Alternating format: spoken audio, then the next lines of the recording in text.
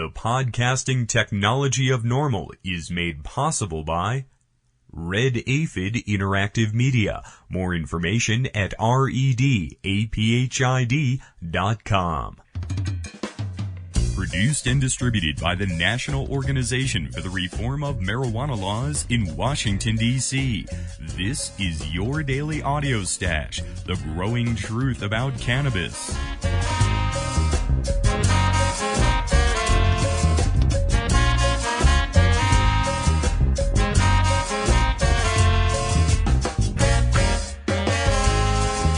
Daily Audio Stash is where responsible marijuana smokers listen in on the latest news about cannabis, hear the voices of the marijuana law reform movement in special segments and interviews, and kick back with comedy and music no other podcast can offer. It's NORML's Daily Audio Stash. More information at normalaudiostash.com.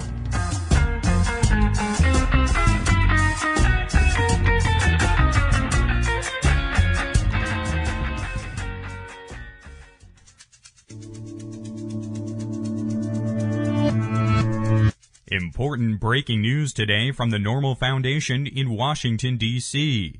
Judge upholds tentative ruling dismissing county's Proposition 215 challenge. From San Diego, California, Superior Court Judge William Nevitt upheld last month's preliminary ruling, rejecting a lawsuit filed by San Diego County supervisors, who had argued that the state's medical cannabis laws should be preempted by the Federal Controlled Substances Act.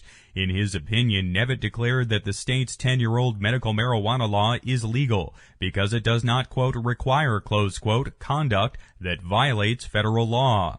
Nevitt also rejected the plaintiff's challenge to California's 3-year-old medical ID card system, ruling that, quote, requiring the counties to issue identification cards for the purpose of identifying those whom California chooses not to arrest and prosecute for certain activities involving marijuana does not create an oppositive conflict with federal law, close quote.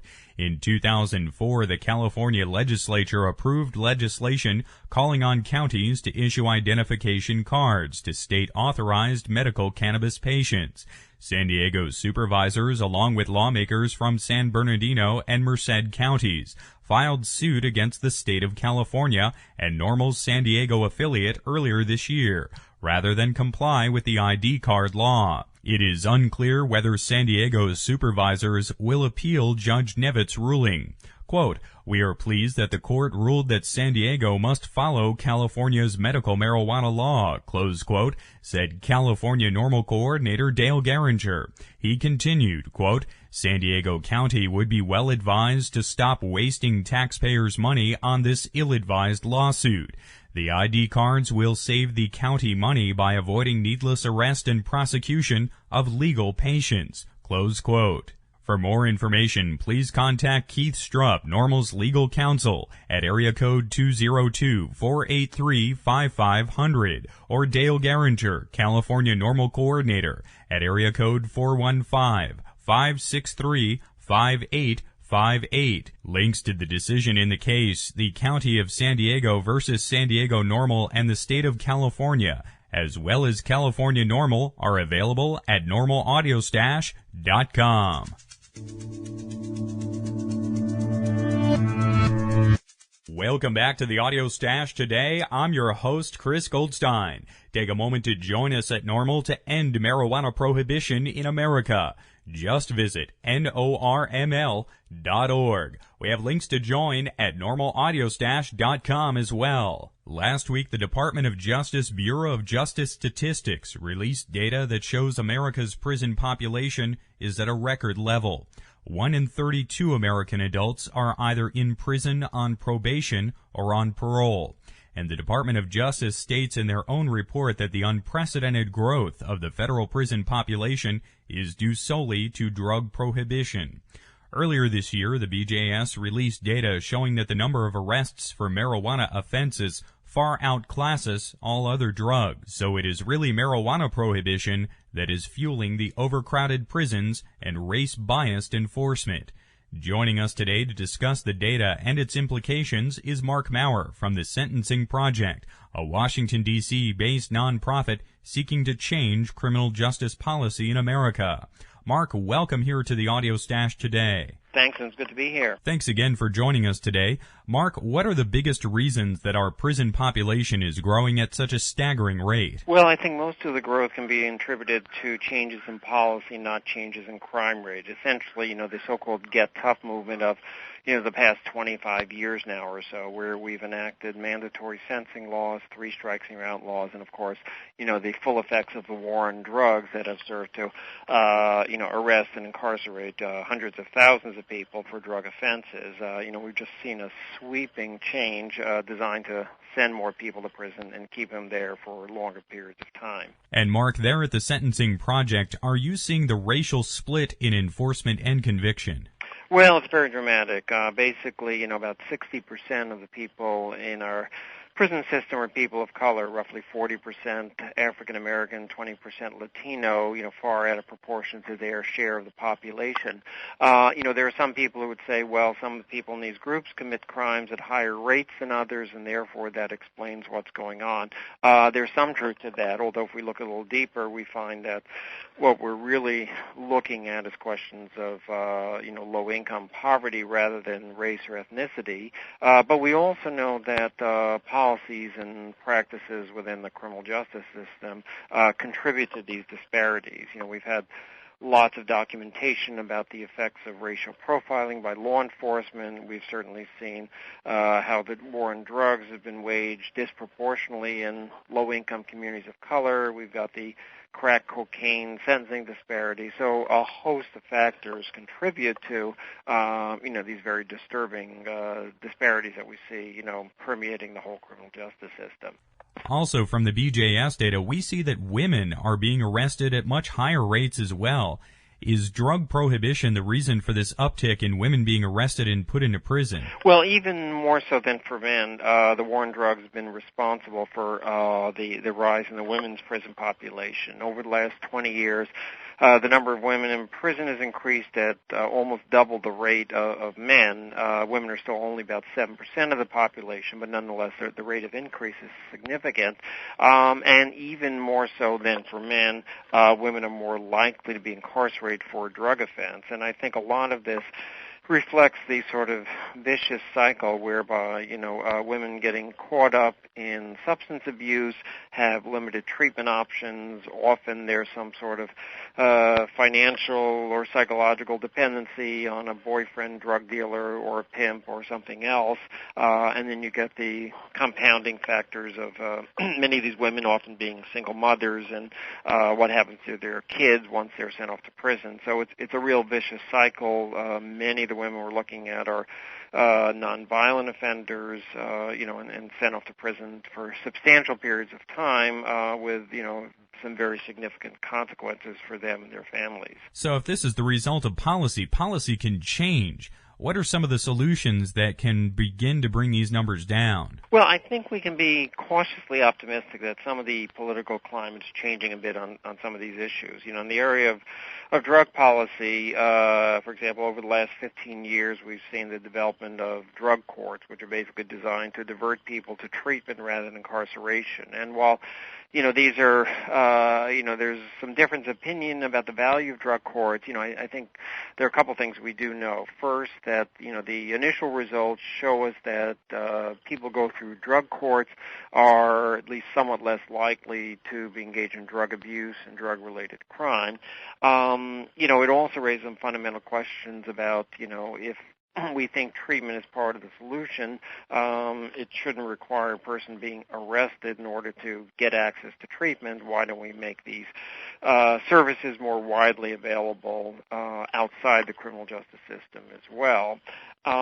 We're also seeing, I think, at least some modestly encouraging developments at the state level, where a number of states have begun to reconsider some of their sentencing practices in regard to drug offenders. So several states, Kansas, Washington State, Michigan, have either reconsidered some of their mandatory sentencing laws or reduced the amount of time that lower-level drug offenders need to spend in prison and often investing some of those savings in prevention or treatment programs at the front end. So I think the message that, substance abuse is not solved by putting somebody in a prison cell for 5 years and just hoping things get better, I think that message is beginning to resonate with members of the public and even some policymakers, too. Mark, I also have to ask how much the private prisons and their lobby groups have helped keep up mandatory minimums, and also our general tough-on-drugs policy. Well, I think the private prison operators have been very active in trying to gain more contracts to build and house prisoners, and they've been very aggressive on that.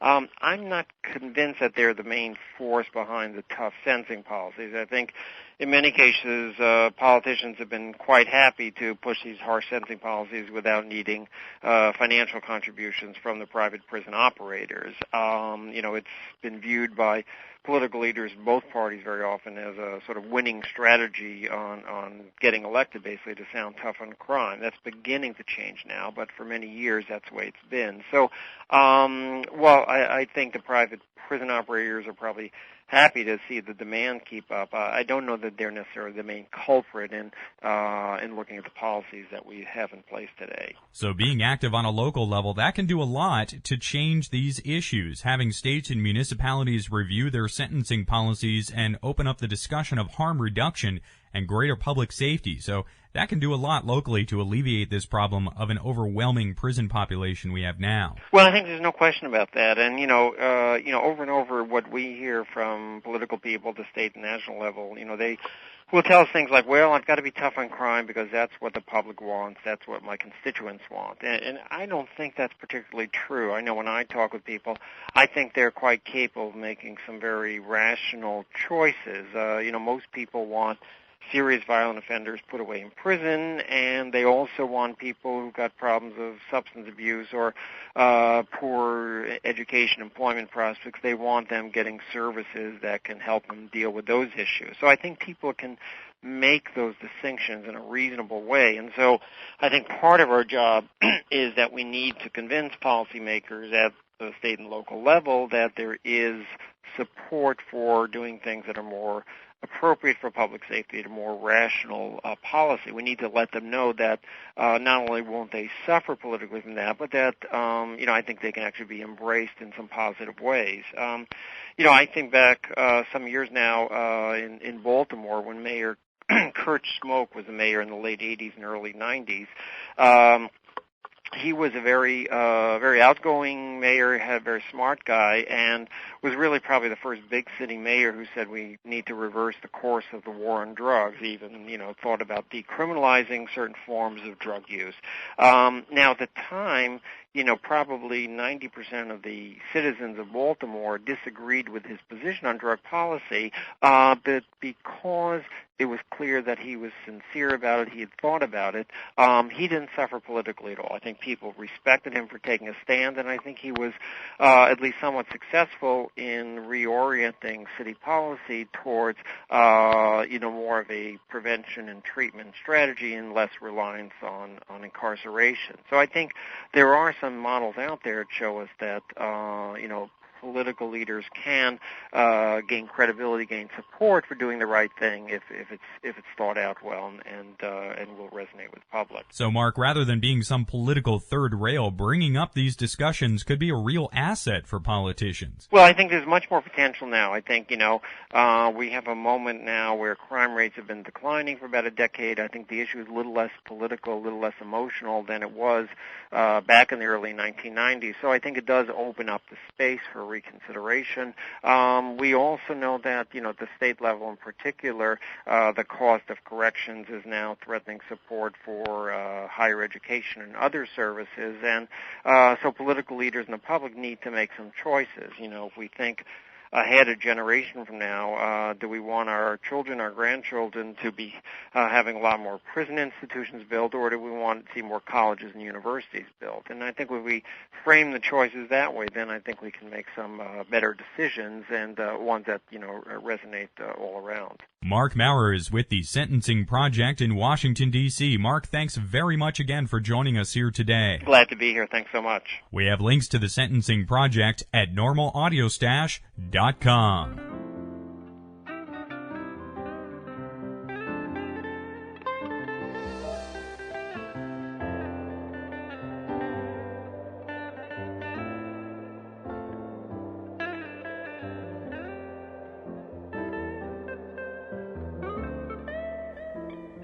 As we just heard, a large amount of the growth in America's prison population comes from mandatory minimum sentences. There are federal mandatory minimum sentencing guidelines, but there are also state sentencing guidelines, such as the controversial three strikes law in California. Mandatory minimums were created largely to enforce drug prohibition in America, and we're now experiencing what is known in legal communities as the, quote, unexpected consequences, close quote, of this policy choice. Joining us today to further discuss the Bureau of Justice Statistics report issued last week is Julie Stewart of Families Against Mandatory Minimums, a Washington, D.C. based nonprofit. Julie, welcome to NORML's Daily Audio Stash today.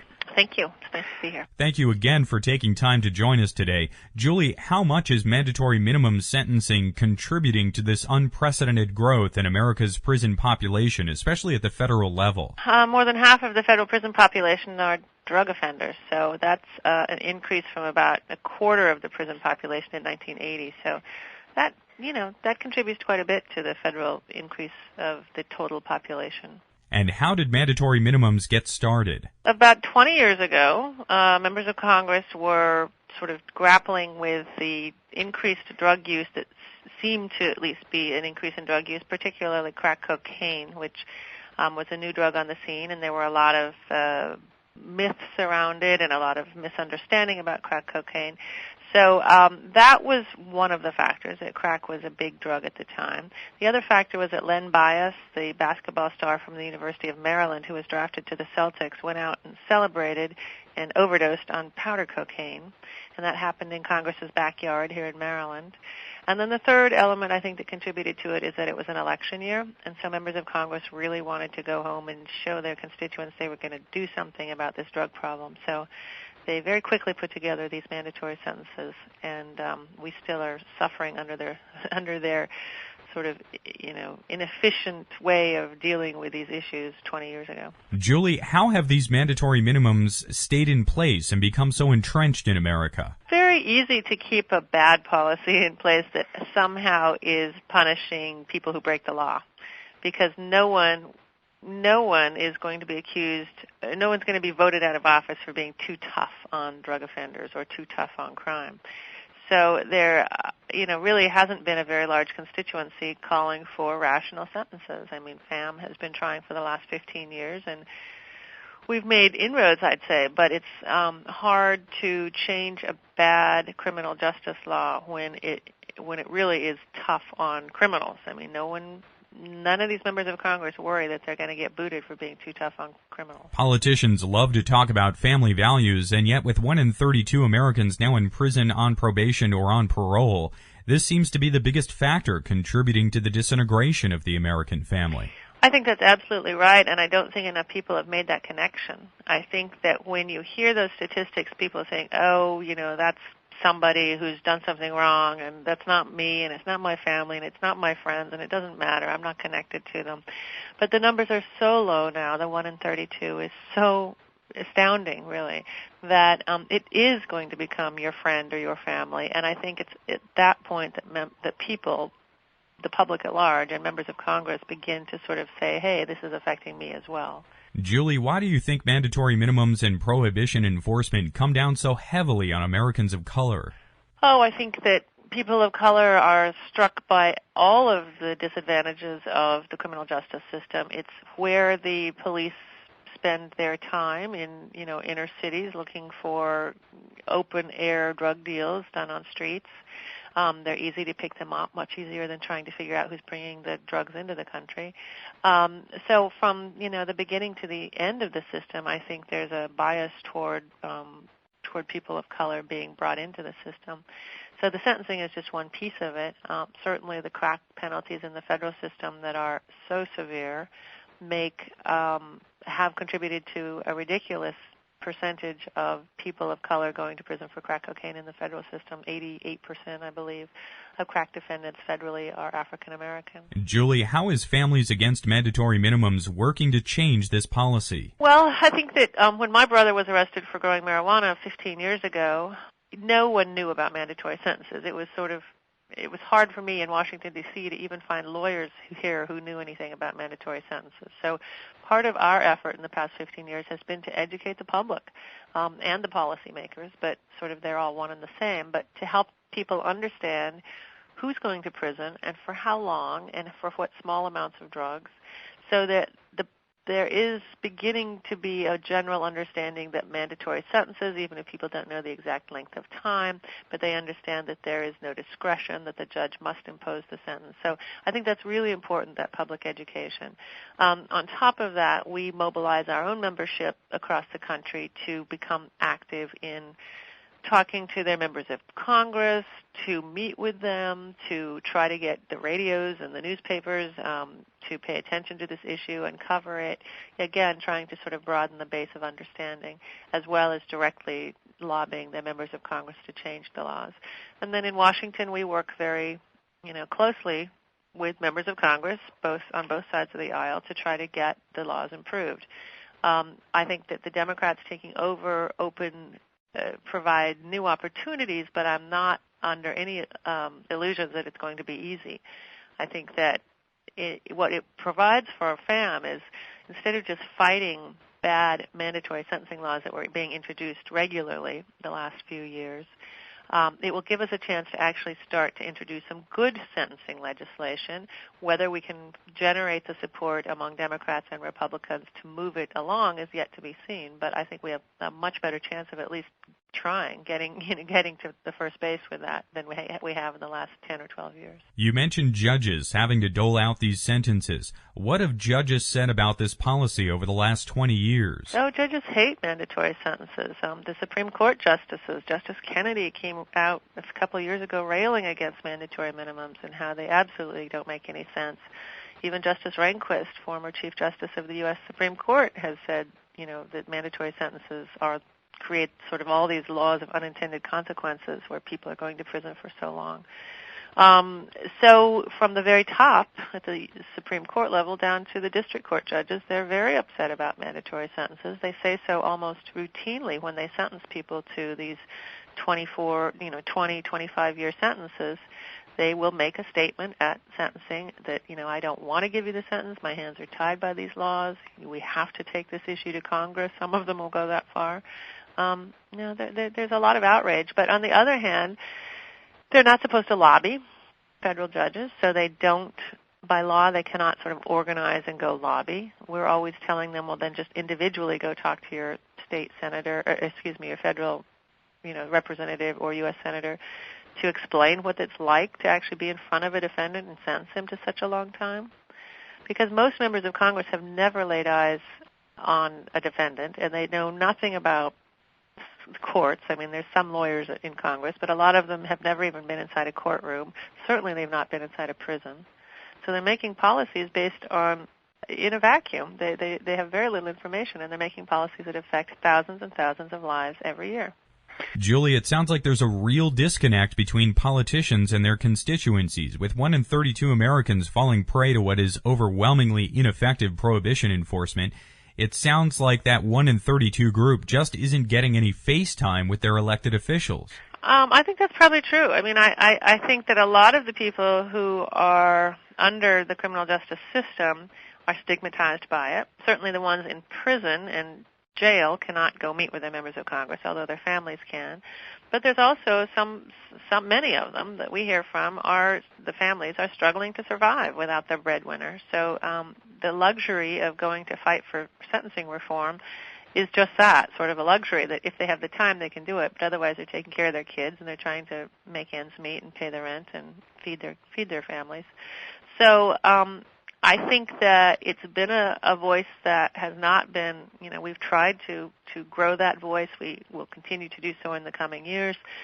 But it's hard. I think that to a certain extent people don't think they have the power to change the law, especially when you're, someone who's never experienced never been involved in any kind of political change or advocacy, and you think, well, does my voice really matter? Can I actually do anything? I think it takes a lot of time to make people believe that they actually can make a difference. And what can individuals do who do have the time and opportunity to work to change this policy? What can folks do? Is it calling up their elected officials or showing up on their doorstep that will help? I think it's a lot of that, yes. First of all, people who are interested should go to our website, because that's a good place to get a lot of background information, both on federal and some state sentences, state mandatory minimums. And the website's fam.org, www.fam.org. Then we give lots of instruction to people about how to get involved, and it is depending on what state or whether it's federal, there are lots of opportunities to actually talk to members of Congress about specific legislation.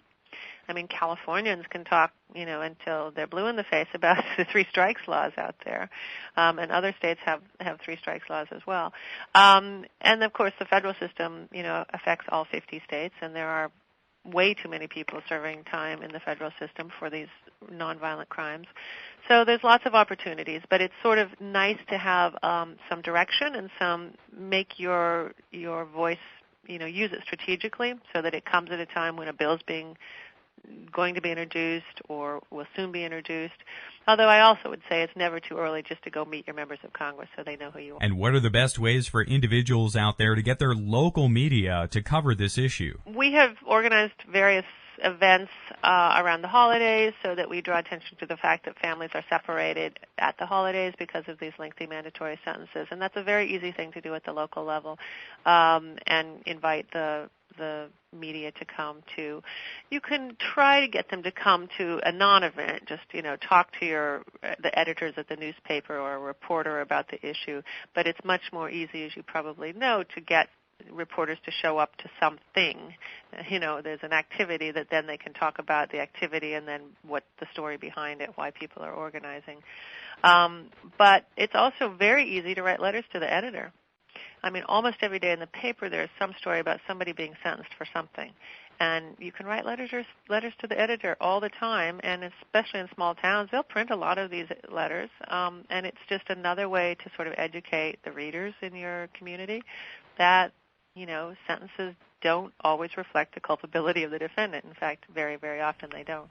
So when someone's reading the local police notes or the Metro News and sees someone convicted for a prohibition violation especially, they should get out a piece of paper or fire up that email account. Don't just read the news, but participate in it. I think that's right, yeah. There's certainly, and each state's different, but in the federal system, my brother was sentenced for 360 kilos of marijuana. He had, and so this is what I'm saying, he had 360 plants, and they were about 6 inches tall.